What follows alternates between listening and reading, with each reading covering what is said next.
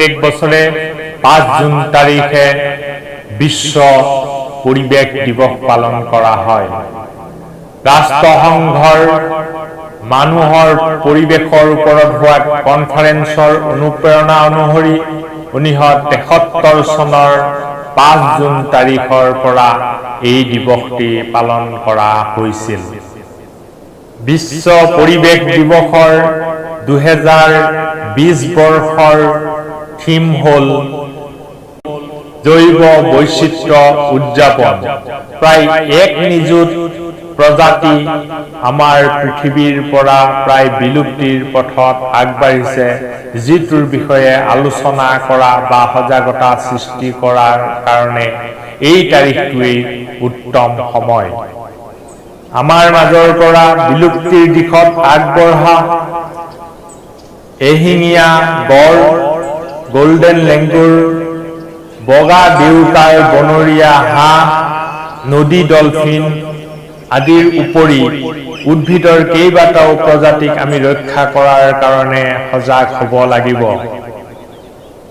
প্ৰত্যেক বছৰে একোটা নতুন থিমেৰে বিশ্ব পৰিৱেশ দিৱস উদযাপন কৰা হয়, যাতে বিশ্বৰ মানুহক প্ৰকৃতি সুৰক্ষাৰ কাৰণে আৰু এই সুৰক্ষা ব্যৱস্থাৰ কাৰ্যকৰীতাৰ কাৰণে সজাগ কৰিব পাৰি।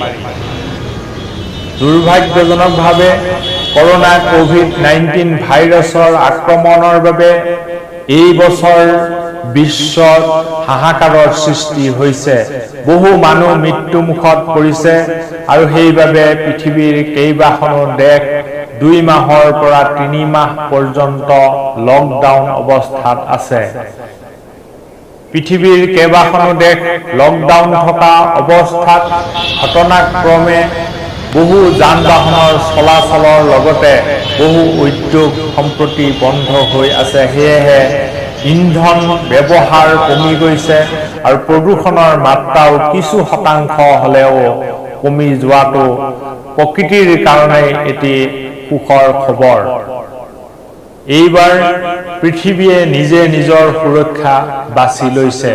আমি আশা ৰাখিছোঁ আমাৰ পৃথিৱীৰ মানুহ সজাগ হ'ব, অনাগত দিনত পৰিৱেশ প্ৰদূষণ ৰোধ কৰাৰ ক্ষেত্ৰত নিৰ্দিষ্ট পদক্ষেপ গ্ৰহণ কৰিব। ধন্যবাদ।